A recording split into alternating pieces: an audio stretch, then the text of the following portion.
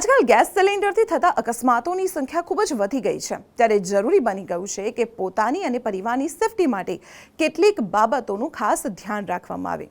જેમ કે જે જગ્યાએ ગેસ સિલિન્ડર રાખ્યું છે તે જગ્યા ખુલ્લી અને હવા ઉજાસવાળી હોવી જોઈએ. સિલિન્ડરની પાસે સ્ટવ, ઓવન કે કોઈ પણ ગરમ વસ્તુ ના હોવી જોઈએ.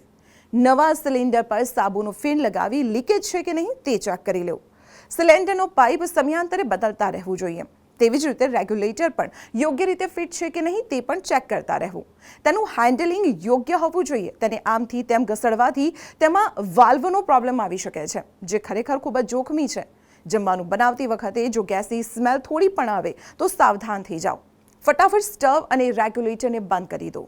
બારી દરવાજા ખોલો અને પ્રોપર વેન્ટિલેશનની વ્યવસ્થા કરી દો. તમામ ઇલેક્ટ્રોનિક આઇટમ્સની સ્વિચ ઓફ કરી દો. સ્ટવ અને સિલિન્ડરની આસપાસ ગંદકી ના થવા દો.